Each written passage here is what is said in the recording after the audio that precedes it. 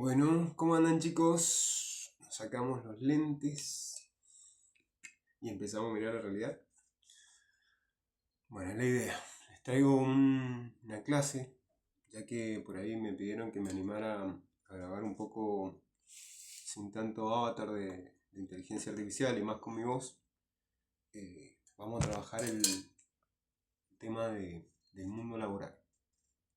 Acuérdense que este es material de estudio para la escuela, todo, pero si quieren compartir con cualquiera que se ponga a pensar, que quiera que trabajemos juntos, que revisemos paso por paso, cualquiera que tenga ganas de pensar y reflexionar y sumarle al proyecto de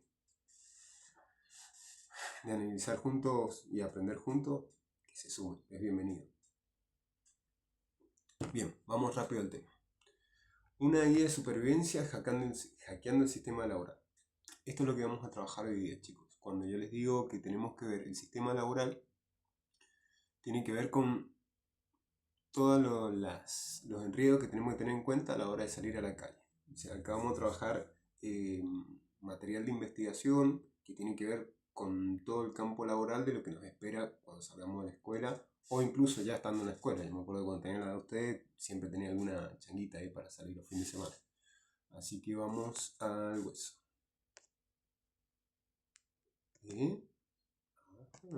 Ahí está.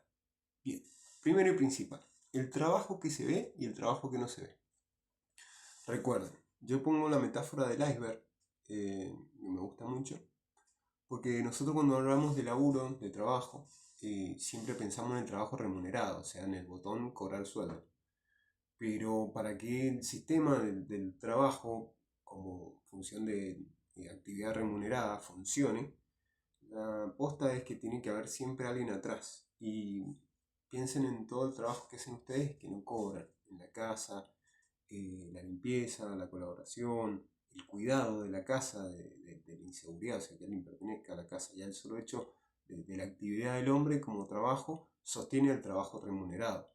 No sé, cuánto nosotros que practicamos algún deporte nos toca por ahí o alguna actividad vender números de rifa o algún voluntariado, le decimos, por ahí de eso está más asociado a la iglesia, pero cualquier tipo de actividad que sea laburo. Pensemos en las catástrofes naturales, como cuando se inundó Bahía Blanca, las inundaciones, los terremotos, o sea, como la gente se pone realmente en predisposición al trabajo y es un trabajo que hace posible que giren los engranajes. Y es tan así que hay que tener en cuenta que nosotros lo tenemos en el Código Penal y Civil, eh, por ejemplo, la figura de bien ganancial. Se le dice a todo lo que adquirimos estando en pareja con alguien, conviviendo con alguien, cuando la unión es legal, tienen, no sé, después si hay una separación, un divorcio, cualquiera sea la figura, siempre no es solo los bienes son del que cobra, del que tiene el recibo de sueldo, sino también sobre todo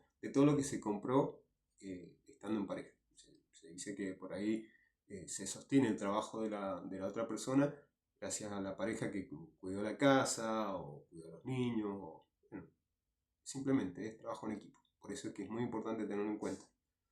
Y que no se les pierda de vista. Sobre todo eso porque es, por lo general, es un trabajo en equipo y ya vamos a ver en otro video cómo eso afecta por ahí a la brecha salarial y a la distribución de riqueza. Yendo para el árbol de habilidades. ¿Por qué el árbol de habilidades? Imagínense que tienen que ahora elegir, ponerse las pilas y salir al ruedo, salir a la acción. Entonces tenés dos cosas posibles. Por ejemplo, el árbol del oficio tiene que ver justamente con ese trabajo que no requiere ir a una universidad, sino que tiene que ver más con cursos, con un saber hacer. Nosotros se nos ocurre siempre los típicos oficios de plomero, de mecánico, no sé, cerrajero. Pero los oficios tienen también mucho que ver con todo esos trabajos que no requieren así como un curso propiamente dicho. Hoy día quizás más popular que el plomero por una cuestión, me parece, de percepción, así nomás, no estoy trayendo ninguna estadística, pero pensemos en cómo pega ahora la onda de estudiar barbería, ¿sí? O la estética femenina también, mal llamada femenina, la estética de la ceja, de las uñas. Entonces, tiene que ver con la dinámica del oficio. Sí, al principio vas a laburar por comisión, vas a ganar 2 mangos, pero a medida que vas adquiriendo clientela, que se va pasando el boca en boca, y los oficios, de hecho, pensando en un futuro, que también es tema para otro video, para abrir, para otra clase, esto de que cuando ustedes dan un servicio a cambio y la persona que los contrató se queda satisfecho, los va a elegir y va a pasar boca en boca, y el tema del oficio es muy importante. Sobre todo porque, bueno, ustedes van a poner el precio de su trabajo a medida que vayan creciendo en clientela y sobre todo lo que tiene que ver con este hacerse conocido, con este hacerse una buena reputación. Por eso que en el oficio es tan importante las reglas donde uno elige su trabajo y esas cosas.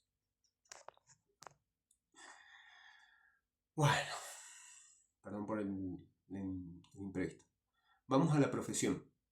En la profesión, el tema tiene más que ver con algo que está mucho más regulado. O sea, imagínense que alguien que sale de la universidad o de la facu ha estudiado bibliografía muy actualizada y capaz que se sacó las mejores notas en la facultad, y a lo mejor alguien que ya lleva haciendo el oficio en ese mismo trayecto de años, que se demoraron 5, 7, 8 años en recibirse, y a lo mejor alguien que lleva todo ese tiempo en oficio ya va a tener un ingreso mayor que el que estuvo todo ese tiempo estudiando. Entonces, por ahí eso también pesa o hay que tenerlo en cuenta a la hora de decidirlo, pensarlo.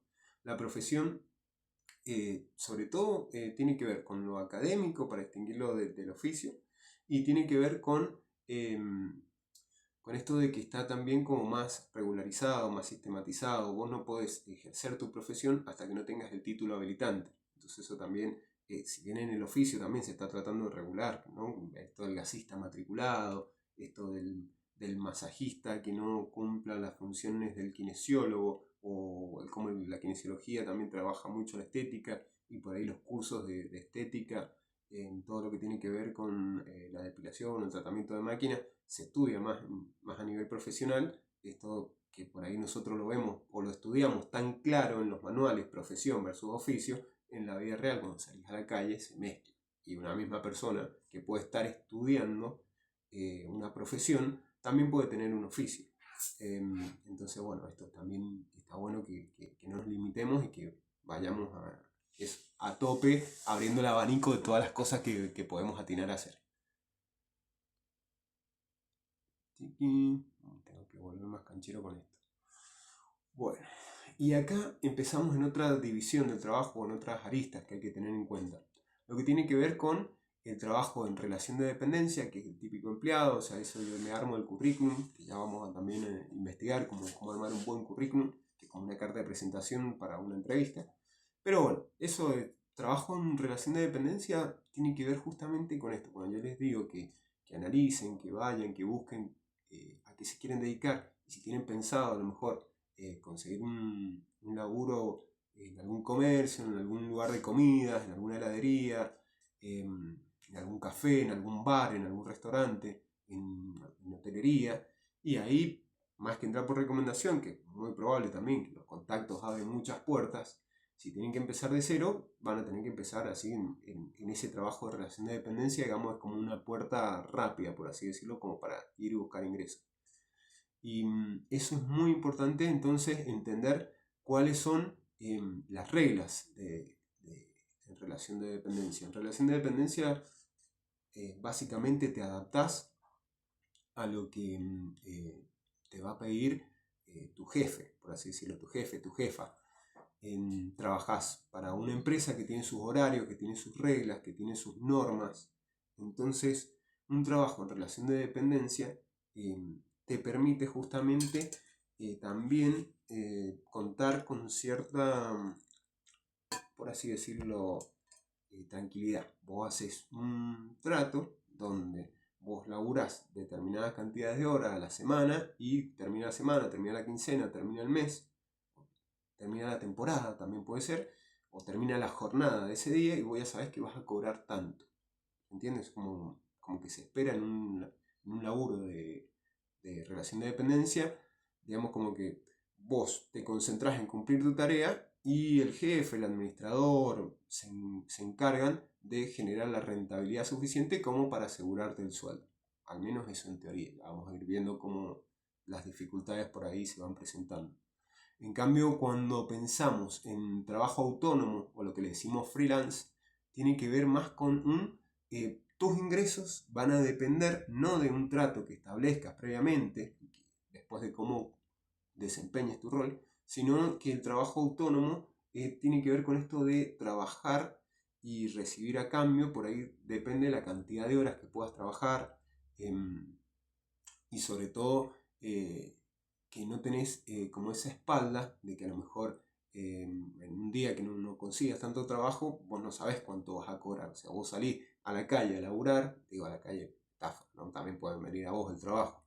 Pero el punto es que es como más, el trabajo autónomo es como más inestable. O sea, te puede ir un día re bien, otro día trabajas menos porque estás cansado, estás enfermo, te ocurre un imprevisto y bueno, ese día que no laburaste no tenés ingreso. En cambio, a lo mejor un trabajador en relación de dependencia, ya vamos a ver que tiene como cierta espalda porque trabaja para otra persona que es la que le garantiza, acuerdo mediante, trabajar por un sueldo, que es la diferencia entre el trabajo autónomo y trabajo de empleado. Bueno, no estoy descubriendo América, ¿no? Simplemente ver los pros y contras de cada uno. Esto de las penalizaciones, que el trabajo autónomo está muy bueno, porque por ahí decís, no, yo no me banco tener jefe, yo quiero seguir mis horarios, y entonces, bueno, si va más a tu personalidad, ¿se acuerdan cuando vimos esto, cuando vimos el autoconocimiento, que es importante, ¿no? Hasta qué punto el neuroticismo te permite a vos, o tu personalidad o el autoconocimiento te permite a vos entenderte que vas a descansar en paz. A lo mejor sí voy a saber cuánto más o menos vas a cobrar y atenás más a buscar esa seguridad, o tenés el otro problema que vos decís, no, a mí tengo problemas con la estructura, la rutina, así que yo como freelance voy a ir adaptándome. Esto también es muy importante por ahí, verlo cuando si vamos a estudiar algo mientras laburamos, ¿no? Esto también es muy importante, o sea, ir desarrollando habilidades o hacer deportes o las actividades que tengamos más allá del trabajo. Si bien el trabajo se plantea como la actividad principal de nuestro día, la que más recursos de tiempo nos demanda, esto está bueno entender, ¿no? Como el tiempo de trabajo es algo que no se recupera el tiempo, ¿sí?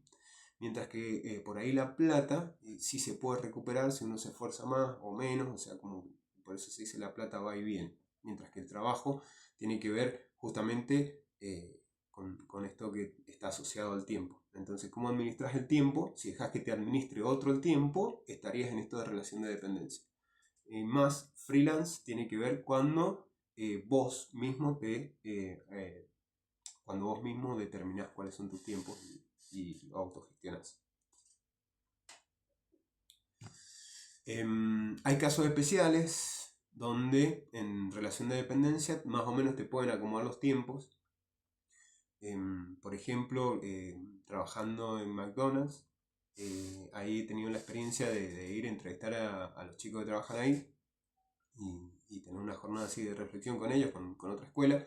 Y bueno, me contaban eso, que a ellos les permite el trabajo, si bien es en relación de dependencia, se trata de acomodar los horarios para que ellos puedan cursar y más o menos ir a rendir. Entonces por ahí se dice o se enseña que un trabajo en relación de dependencia te limita a la hora de gestionar tus tiempos, pero bueno, la verdad es que no siempre es así. Eso también depende, no sé, por ejemplo, no sé, se me ocurre. Si vas a trabajar en una heladería, ponele, vas a estar en relación de dependencia, pero a lo mejor es justo en la temporada de verano donde no hay, digamos, mesas, por así decirlo. Entonces vas a poder trabajar más y es un trabajo por temporada. Entonces, bueno, eso también tenerlo en cuenta. Por ahí, cuando salimos a la calle, nos encontramos que son muchas las posibilidades. Entonces, bueno, tener en cuenta de no encasillarse, sino siempre esto que les digo, explorar cada una de las posibilidades e ir abriendo el abanico. Seguimos con la próxima. Bien, acá es donde tenemos esto de lo legal y lo ilegal. ¿Por qué? Porque muchas veces cuando decimos el trabajo autónomo, el trabajo freelance, lo bueno es que no tenés jefe ni nada, pero puede ser como un trabajo ilegal, por así decirlo.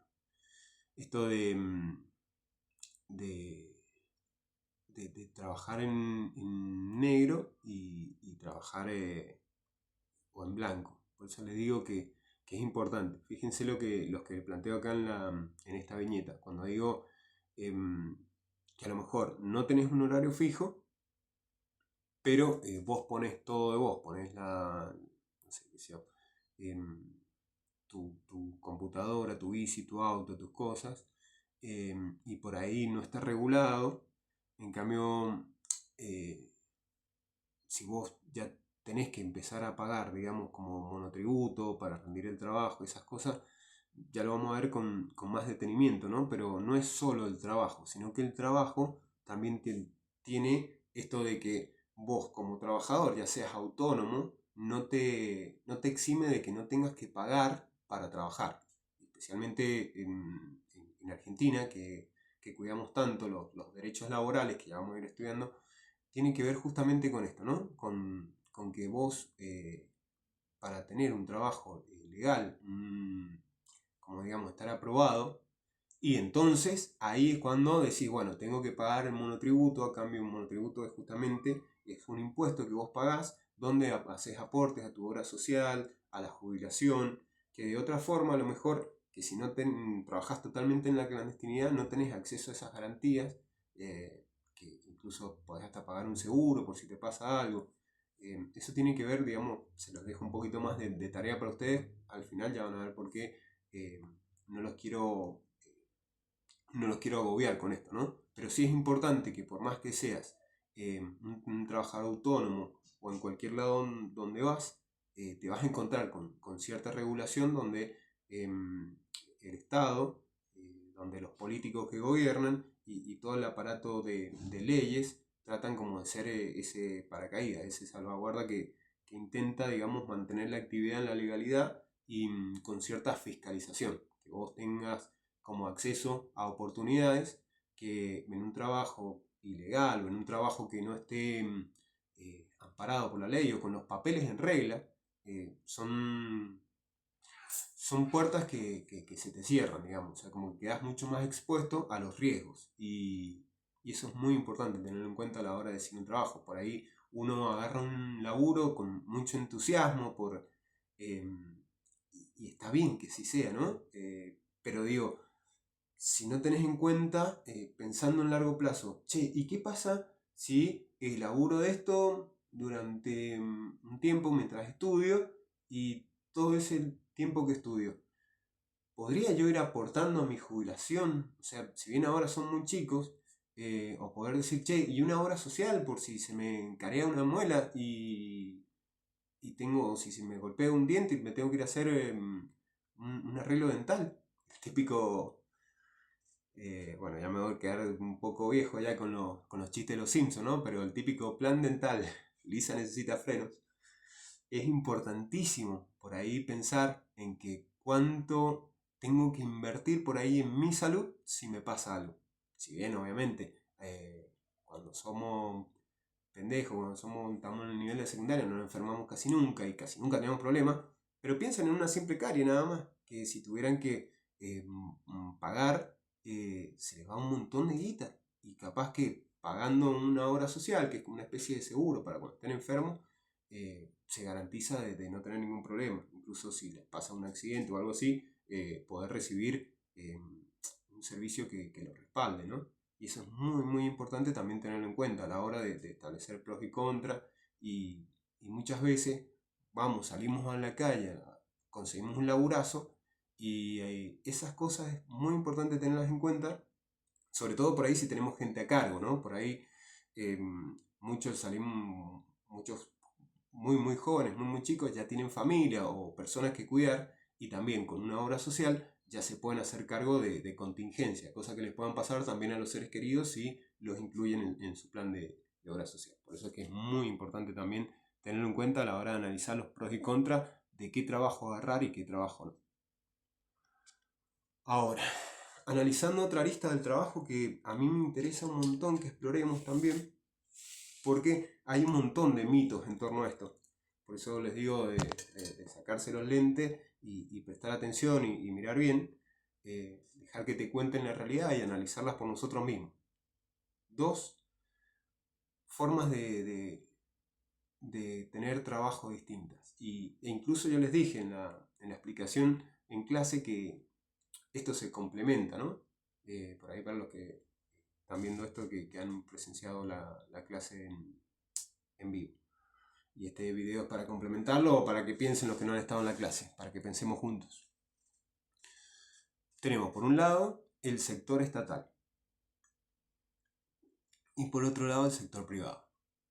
Esto ya les dije que, por ejemplo, el caso de un psicólogo, que sé que hay muchos que van a estudiar psicología, por lo general, tiene que ver que vos podés trabajar para el sector público, en un hospital, en una salita, como psicólogo, y tu sueldo va a estar determinado por lo que haya acordado el gremio, lo que hayan establecido los políticos que estén gobernando en ese turno.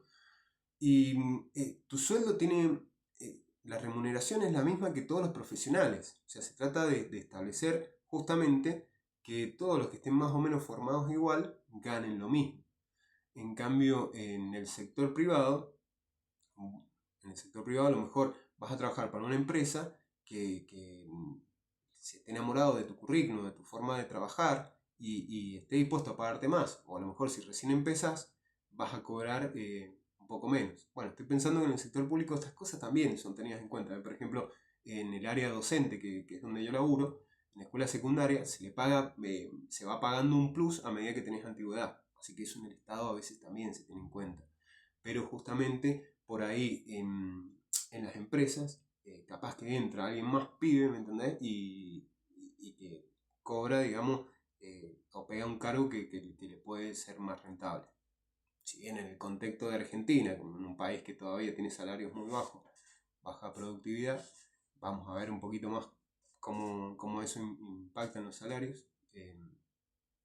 Pero bueno, para tenerlo en cuenta, ¿no? Eso es muy importante, de que a lo mejor empresas extranjeras de otro lado pueden requerir los servicios de un doctor, consultoría de un doctor, de un ingeniero, pensar también en lo que es la enología.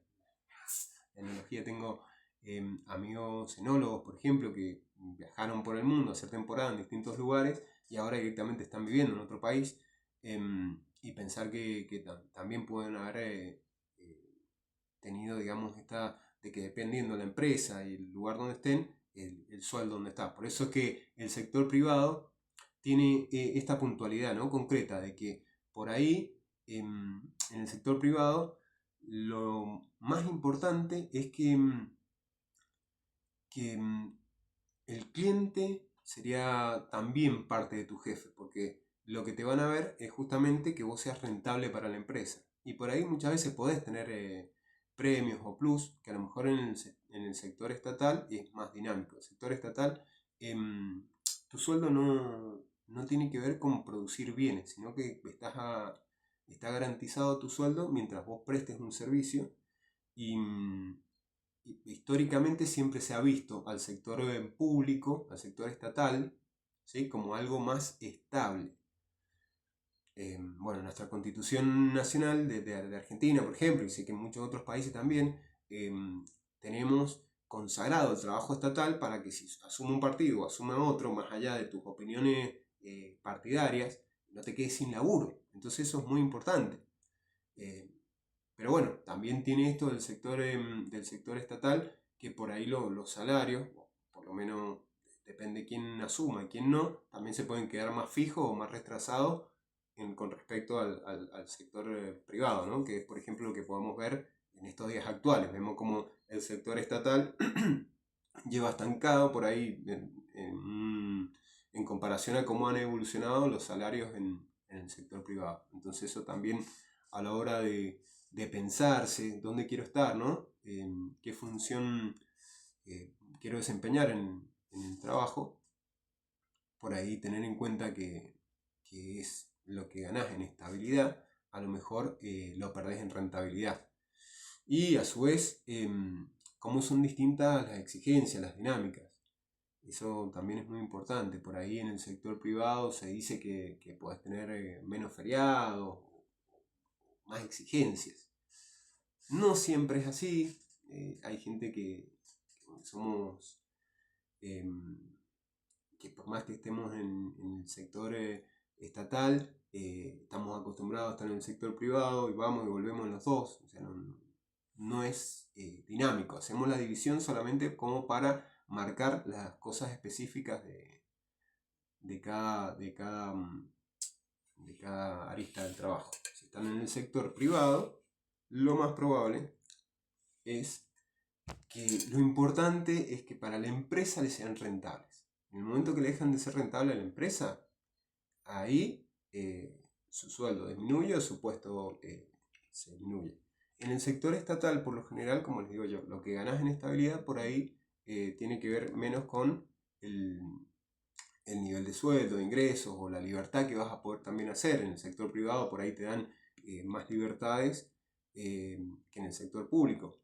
No siempre necesariamente, pero digamos como por ahí en el sector público te pueden dar como objetivos y que vos podés, mientras vos seas bueno y tu forma de trabajo sea valorable, también por ahí es maleable. ¿Qué sé yo? No necesariamente es así, como les digo. Piensen en el sector estatal como un sector de quién pone el dinero. ¿Sí? Eso es importante. En el sector estatal, el sueldo depende de los que pagan los impuestos. O sea, cualquier persona cuando va a comprar o cuando va a trabajar, en cualquier momento siempre le está pagando una parte de su trabajo, de su tiempo, está destinada a justamente a pagarle el sueldo a los que se dedican a darles el servicio estatal. Como les digo yo, seguridad estatal, la policía, el ejército, todo lo que tiene que ver con los servicios municipales, en la misma escuela donde no pagan una cuota. Siempre van a encontrar. Ahora, un profesor que trabaja en el sector estatal, ¿puede trabajar en el sector privado? Y ustedes me van a decir, sí, profe, en una escuela privada.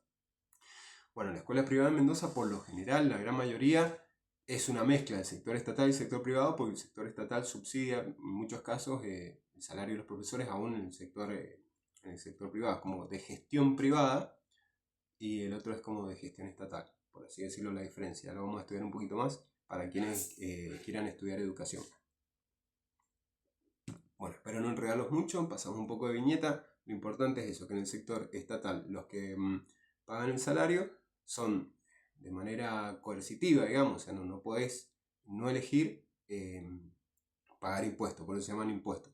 Y vos con esos impuestos le pagas el salario a todos aquellos que prestan un servicio en el sector estatal o público.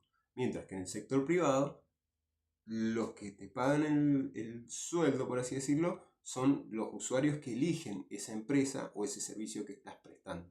Entonces, son los clientes, por ahí, los jefes, tanto en los dos lados, sino que en uno, los clientes en el sector estatal te pagan aún sin elegirte, y en el sector privado te pagan los clientes que te eligen, por así decirlo. Suponete que vos le pagás a un profe particular para que te explique mejor las clases de lógica mías, que por ahí pueden ser un poco caóticas, o que te explique mejor filosofía. Vos le pagás a ese profesor particular, pero vos, o tu padre, los que estén trabajando, bueno, vos también cuando comprás, ya le pagaste al sector público. O sea, vos estás pagando las clases del sector público, el profe particular, que también ahora tienen clases particulares en las escuelas, tienen profesores de apoyo, entonces eso también es importante aprovecharlo, porque justamente estamos todos subvencionando con nuestro trabajo, con nuestros ingresos, al sector estatal o público, que trata como de nivelar y dar oportunidades y dar un servicio de calidad, y de manera que todos puedan distribuir la carga para que sea más accesible el acceso a lo que te brinda el sector público. Bien, pasando a esta viñeta. El abismo del mercado. trabajo registrado versus trabajo no registrado. Y aquí es donde tenemos un gran problema. ¿Por qué? Porque en la Argentina se dice que el 40 más o menos por ciento de la economía está en el sector informal, o sea que los tratos se hacen por afuera por afuera de lo que sería lo legal. O sea, si vos estás en el sector del trabajo en blanco, mal llamado en blanco, el trabajo formal, y vos tenés un montón de derechos, ahí es tu empleador el que se encarga dependiendo el arreglo y el sector, ¿no? De pagarte las vacaciones. Vos estás de vacaciones, tenés derecho a ciertos días de vacaciones, depende de la antigüedad que lleves trabajando en la empresa, o en la empresa o en el Estado, y los que te emplean tienen la obligación por ley de pagarte las vacaciones. En el caso de que te pase algo camino al trabajo, en el TENERE se llama eso, por ejemplo, a mí me pasó una vuelta que camino al trabajo, choqué en el auto y estuve una semana sin ir. El auto, o sea, el auto yo lo tenía asegurado y no me lo paga el empleador al auto, sino que lo pagaba yo al seguro. El tema fue pagar el tema fue que en el caso de que yo no estuve trabajando, el Estado, o sea, quien me contrataba en este caso en una escuela pública, el Estado, le pagó a un suplente para que me reemplazara y me pagaba a mí mientras yo trabajara, y el Estado tenía la obligación de pagarle a un RT, igual que cualquier otro empleador, para que en caso de que a mí me pase algo, ese seguro se haga cargo de mi recuperación, de todo lo que eran mis estudios, de todo lo que era el transporte, pues ya no me podía mover, estaba lesionado, entonces el transporte de mi casa hasta el lugar donde me sanaba y todas esas cosas son importantes a la hora de estar atentos, de decir, bueno, el trabajo en blanco es también los aportes jubilatorios, esto de que también tengo la obra social que decíamos recién, y entonces puedo incluir a las personas que están a mi cuidado, o por ahí si estoy en pareja estable con alguien, en una pareja legal, así, ya sea concubinato o matrimonio, estamos viviendo juntos, bueno, también puedo acercarme, asociar a esa persona a la obra social que tengo gracias a ese trabajo en blanco que tengo. En cambio, en el trabajo en negro, ahí es como, si bien es el más fácil, como les digo yo, la mayoría del trabajo sucede en negro, es un trabajo donde estamos arriesgando un montón de cosas, chicos. Y esto es muy importante tenerlo en cuenta. Hay un nivel máximo de vulnerabilidad. ¿Por qué no le sale? A ver, se dice que es precariedad absoluta. ¿Por qué precariedad absoluta? Y porque comparado con el trabajo en blanco y todos los derechos laborales que tenés, en el trabajo informal tenemos el problema que no hay garantías. Se podría decir que en el trabajo formal el Estado, las leyes, funcionan como el árbitro. En cambio, en el trabajo informal es como, bueno, nada, vos te lesionás y lo más probable es que, a no ser que haya un acuerdo de palabra, pero no hay nadie que te garantice que van a responder por vos. Y de hecho lo que pasa que siempre es eso. En el trabajo formal, en el caso de que haya habido algún despido, te van a pagar por la antigüedad si te tienen que despedir. Obviamente, en el caso que sea un despido sin una causa alevosa, por así decirlo, ¿no? Si te chaparon robando, si no vas nunca a laburar o te haces el vivo. Pero en el caso de que realmente el empleador te tenga que despedir por cualquier cambio de funciones, por cualquier cambio de roles o por cualquier achicamiento de la empresa, te tiene que pagar un mes, el sueldo de un mes por cada año de trabajo. Porque justamente eso es lo que dice la ley, lo que está amparado, al menos por ahora. Ya veremos el día de mañana si modifican la ley. Ahora, en la nueva ley que ya vamos a estudiar, se garantiza esos derechos, pero están subordinados a otras categorías. Sí es importante que entendamos entonces qué pasa con el trabajo no registrado, por qué esta precariedad absoluta. Y teniendo en cuenta lo que es el trabajo formal, por lo menos con todas las leyes laborales de Argentina, si me estás viendo de Chile, o de México, o de Europa, tengas totalmente otra realidad en torno a las leyes, depende del país de Europa que estés viviendo, ¿no? Entonces esto es muy importante, que lo tienen que saber y tener en cuenta a la hora de buscar trabajo, que no es lo mismo un trabajo en blanco que un trabajo en negro, un trabajo formal y un trabajo informal. Ahora, ¿por qué cuesta tanto crear empleo formal en la Argentina? ¿Por qué no tenemos una mayor empleo formal? Bueno, fíjense, el exceso de regulaciones e impuestos. Se dice que hay un exceso de regulaciones e impuestos, o sea, es como un discurso generalizado que está vigente hoy en día, que cuando vos cuidas mucho a los trabajadores que están en el sector formal, estás como impidiendo que entren otras personas a ese sector formal y se quedan como en el informal. Con esto de que es como una olla a presión, si le pones muchas trabas para comprimir el sistema, entonces se genera un problema ahí. A ver, la metáfora sería como una puerta giratoria. Si vos pones como muchas trabas, está bien, la gente no puede salir, digamos, ser despedido formal, de manera formal, como muy rápido, pero tampoco tenés mucha gente que entra al sistema. Básicamente lo que les estoy tratando de decir es que hay toda una línea que habla de que mientras más derechos laborales tenés, en un país de poca productividad como Argentina, estás condenando a mucha gente al trabajo ilegal. Entonces por eso es que ya vamos a investigar en qué consiste la reforma laboral o en qué consisten las nuevas corrientes que hablan del tema. Ahora, sí, es como una rueda, como yo les digo. El empleador tiene miedo a contratar, especialmente si son pymes. Y el problema es que en Argentina el 70% del empleo lo van a generar las pymes. Entonces, no es cualquier cosa cuando estamos hablando de lo que son las regulaciones y los impuestos al trabajo. Funcionan como un escudo para el trabajador que está trabajando, pero funcionan también como una medianera para que sea más difícil entrar, o al menos eso es como lo podemos pensar, ¿no? Si hay trabajo informal, el problema es que hay menos inversión. O sea, si yo tengo empleados, o si yo estoy trabajando en un lugar donde yo y mis compañeros estamos todos en una situación irregular, entonces lo más probable es que esa empresa, esos empleadores, esos empresarios, no estén en una situación regular en otro montón de cosas, no estén blanqueando sus ingresos, no estén blanqueando sus egresos.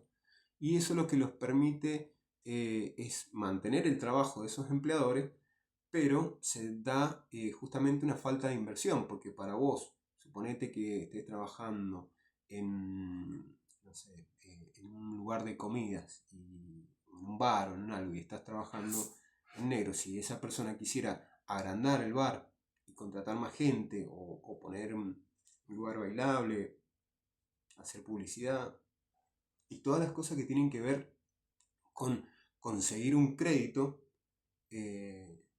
claro, conseguir un crédito quiere decir conseguir un préstamo para poder agrandarse como empresa, para poder comprar cosas para poder hacer inversiones que me permitan a mí, suponete que sea el empleador, yo digo, bueno, che, si tengo yo una panchería y quisiera ponerle hamburguesería, bueno, ahora si yo consigo que me presten 10 millones, y entonces ahí sí voy a poder agrandarme y voy a tener más gente, más clientes, más ingresos, y voy a querer retener a mis trabajadores que empezaron a laburar conmigo y que ya tenemos como una relación y yo ya veo que trabajan bien, que trabajan como quiere el empleador. Ahora ese empleador tiene el problema de que no puede acceder a un préstamo porque no le da la economía formal, por así decirlo. Tiene para la hora de aspirar a conseguir un préstamo, tiene que blanquear. Por ejemplo, che, ¿cómo te voy a prestar yo 10 millones y acá me dicen que ganás 1 millón? O sea, entonces no te voy a prestar la plata porque en tus ingresos, no, pero yo gano, pero lo gano, pero no lo facturo, no lo blanqueo. El Estado no se entera que está, pero está esa ganancia.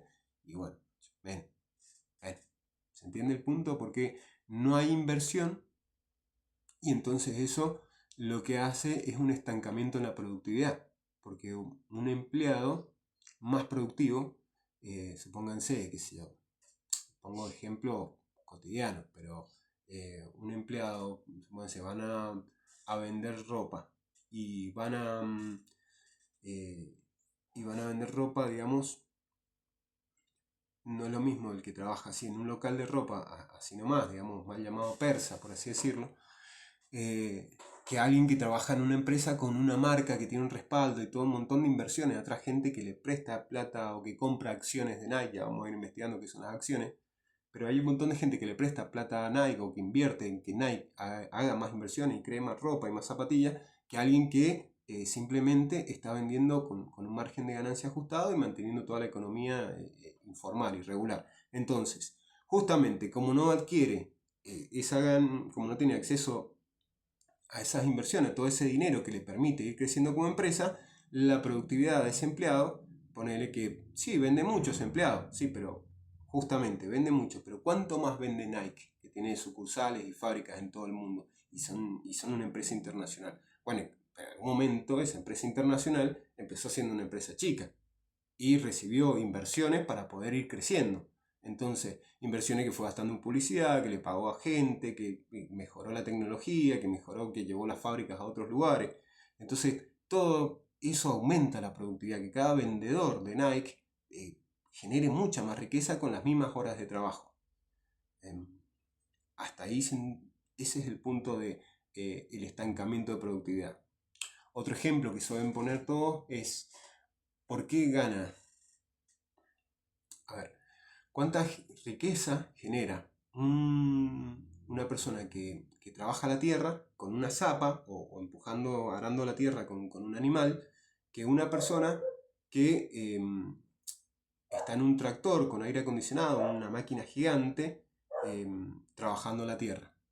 Todo ese nivel de productividad, o sea, en las mismas horas, es capaz de hacer hectáreas de tierra. En cambio, si vos estás con una zapa y trabajaste las mismas horas, te esforzaste el doble, te lesionaste las manos, te salió una joroba y trabajaste un montón, mientras que la otra persona estaba cómoda, pancha, así, a lo mejor el tractor se manejaba solo y estaba con aire acondicionado escuchando música, pero sin embargo produjo cuánta más cantidad de comida que la persona que estaba haciendo un trabajo manual.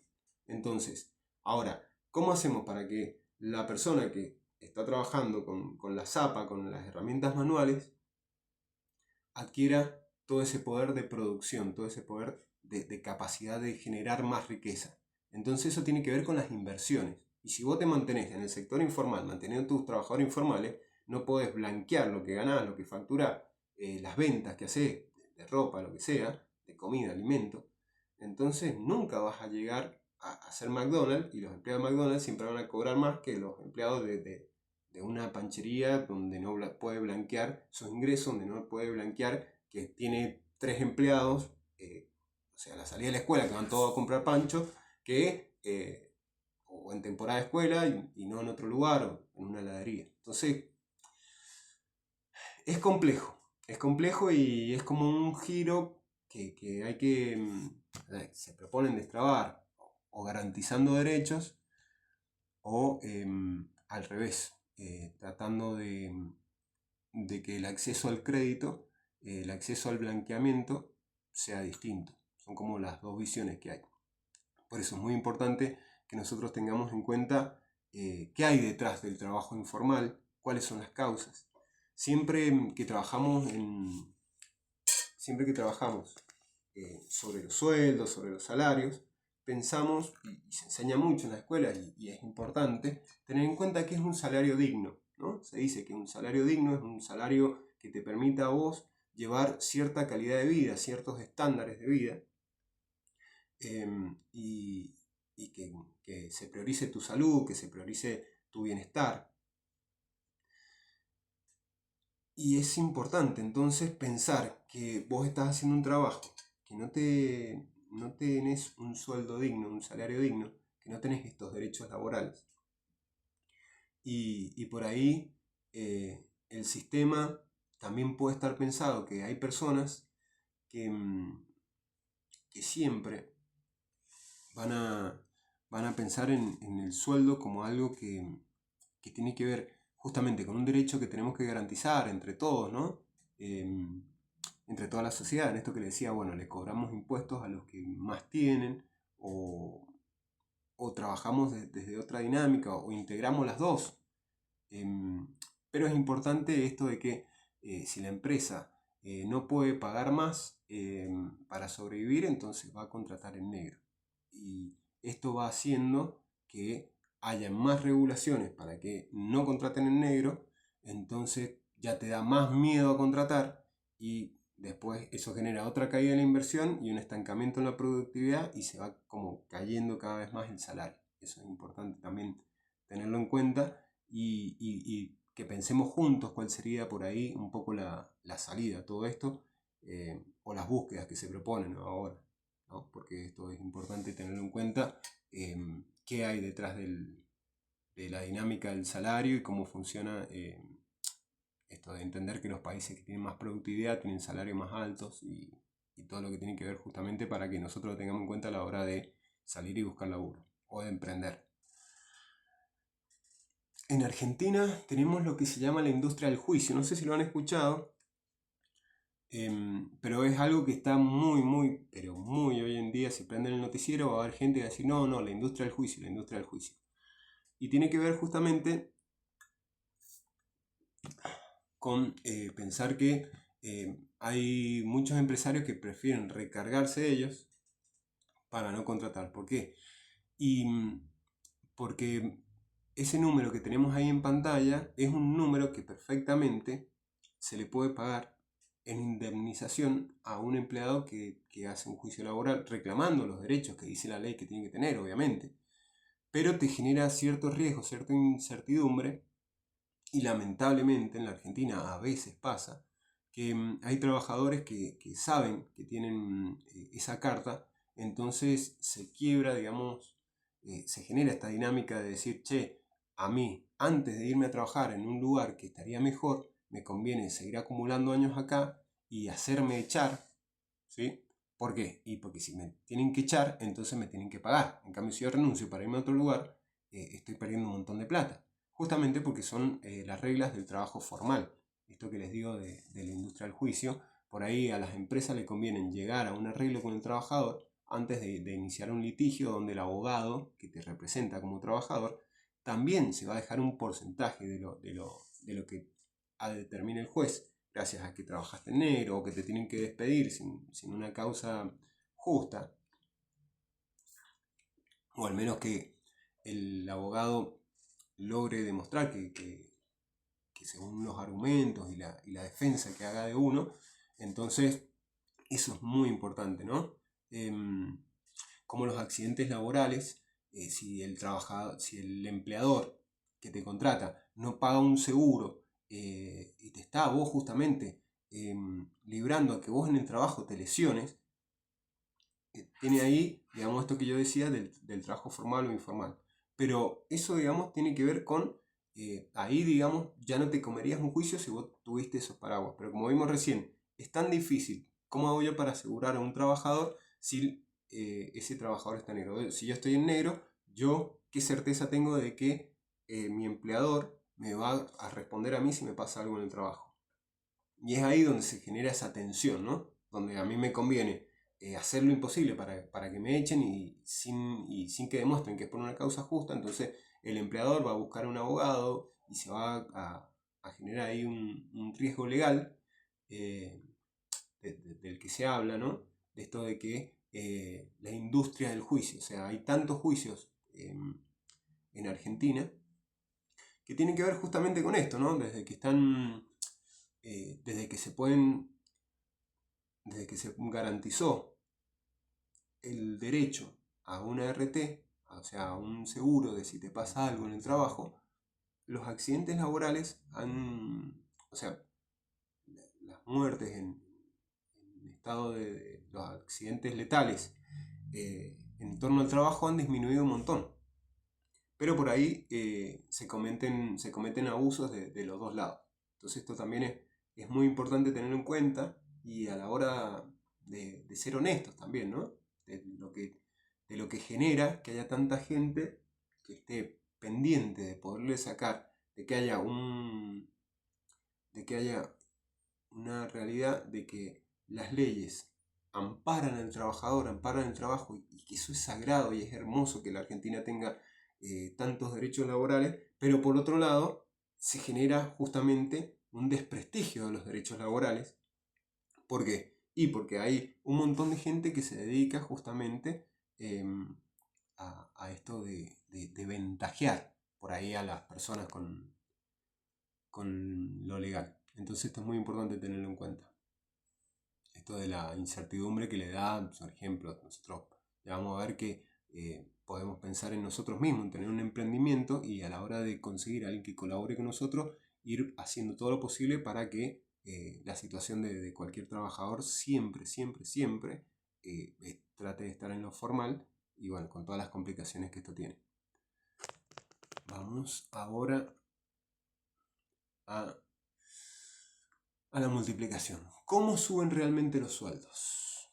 Y esto, bueno, obviamente deja afuera esta tensión que hay entre el empleador y el empleado. Se podría decir como que esto es una parte de la biblioteca. No es toda.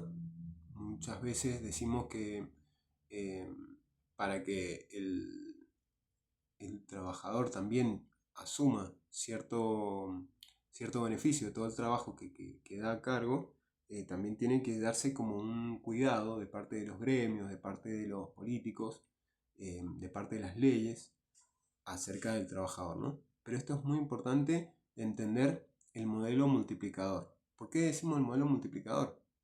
Porque tiene que ver con esto que yo les decía recién. Siguen una fórmula estricta de farmeo. A ver, yo empiezo con un capital, supónganse, un horno para vender pan casero y tortitas. Ahora, si yo tengo un mejor horno, voy a poder hacer más rápido, más tortitas, más pan y poderle vender a más personas. Entonces, ahora yo por la misma cantidad de horas que antes hacía, no sé, 10 docenas de tortitas, ahora puedo hacer 100 con ese mismo. ¿Por qué? Porque tengo un horno industrial mucho más grande.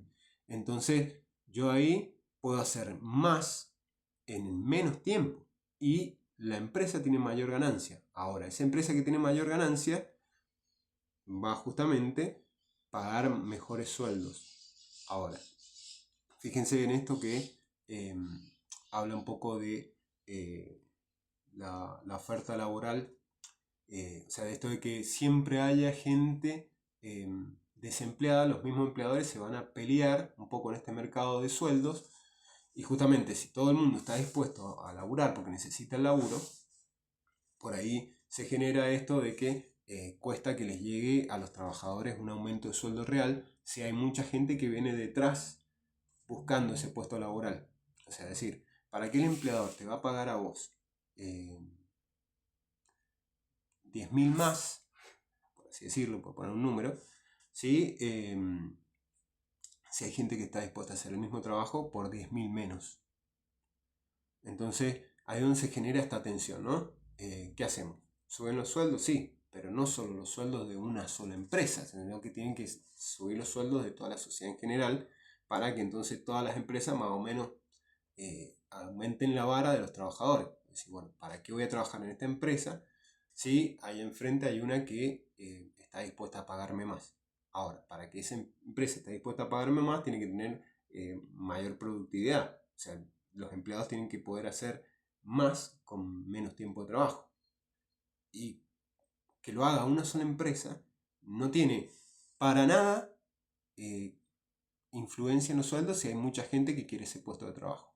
Entonces esto también es bueno tenerlo en cuenta, ¿no? Que no es todo tan fácil, no es todo tan matemático como por ahí lo vamos a encontrar en algunos manuales o justamente en los manuales que dicen lo contrario.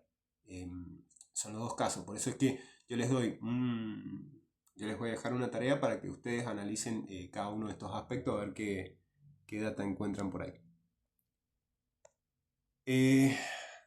Bien. Justamente, esto de cuidar. ¿Qué es lo que es el gremio? Y es ahora donde nos ponemos a pensar un poco en la realidad argentina, pero bueno, tiene que ver con muchos lugares de trabajo, ¿no? Esto de que por un lado tenemos que el conflicto es una visión de suma cero.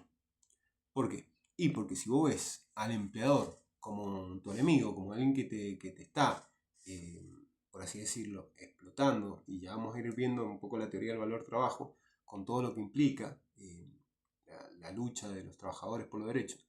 Ahora, si vos te parás en un extremo donde ves justamente a los empleadores, a los empresarios, la gente que tiene muchísima guita, como gente que, claro, ellos viven la gran vida mientras vos estás luchando por el mango. Bueno, ahí en esa generación de lucha, de enfrentamiento, de desconfianza, tanto del dueño o del empleador para con los empleados y del empleado para con los empleadores, si hay esa desconfianza, ese constante,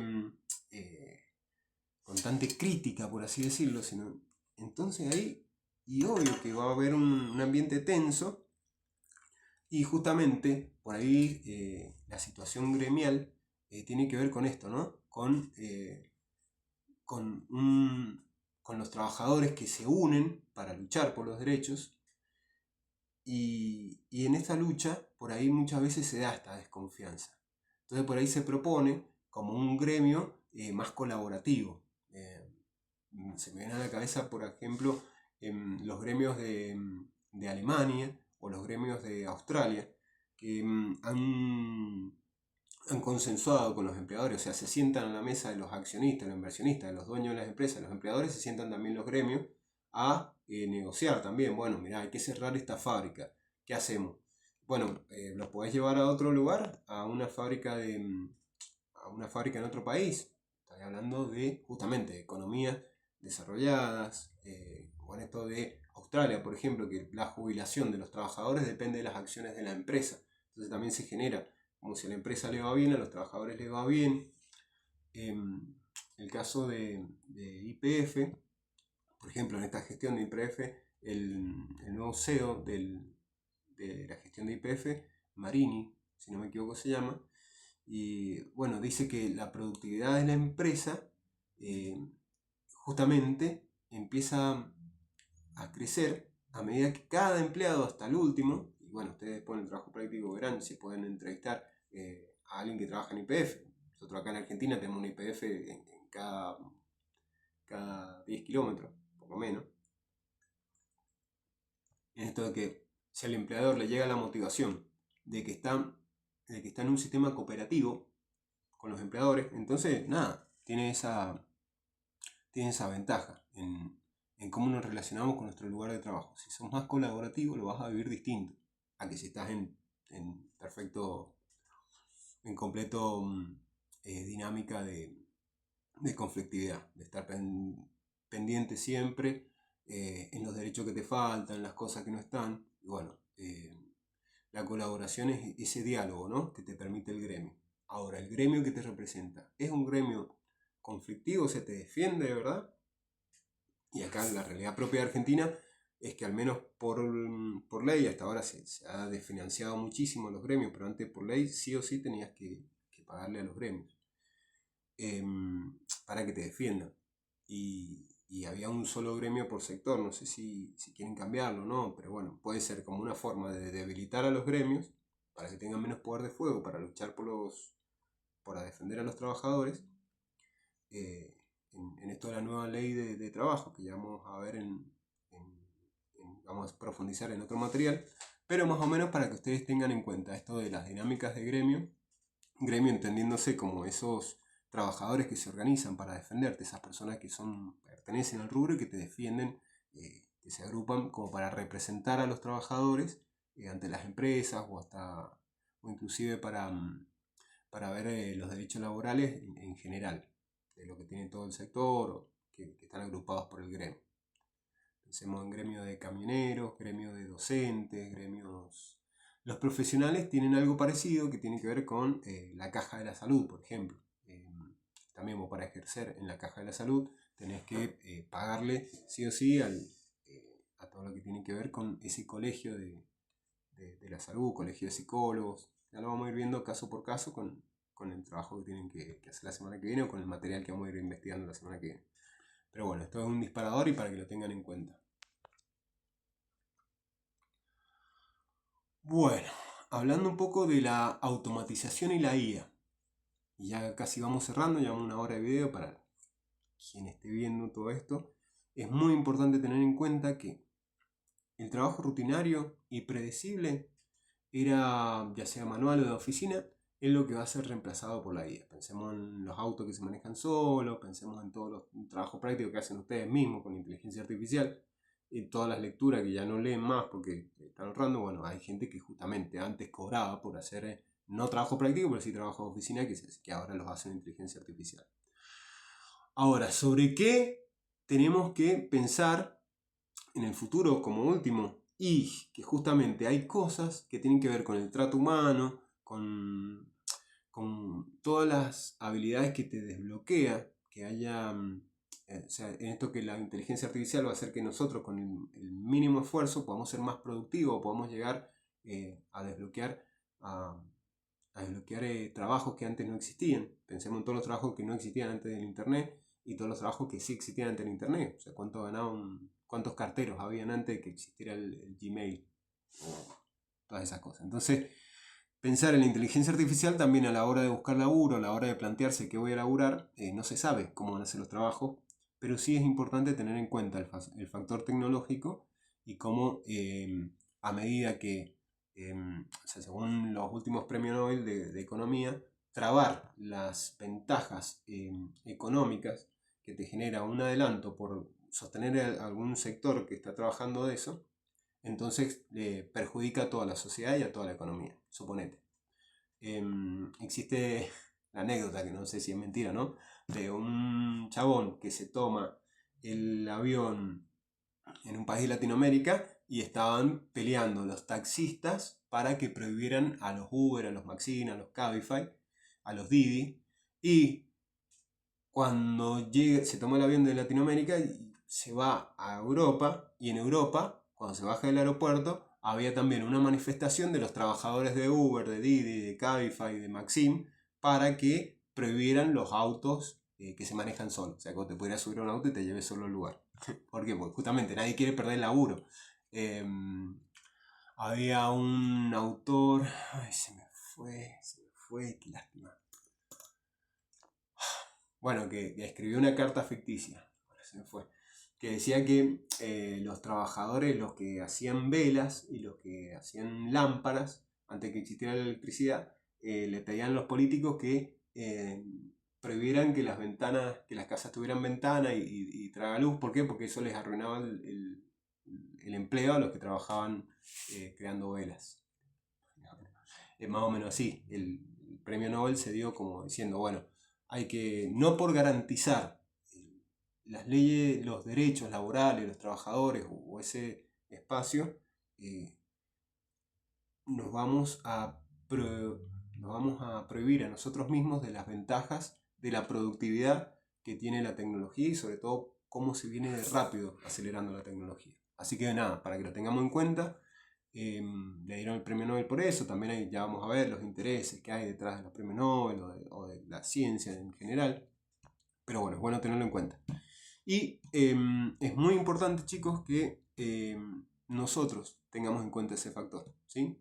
De todo lo que de todas las habilidades que vamos a tener que ir desarrollando, si ya sea por un oficio, que vayamos a hacer una atención al público, qué habilidades son las que tenemos que ir empezando a manejar más, incluso cuántas ventajas podemos llegar a tener a estas herramientas digitales.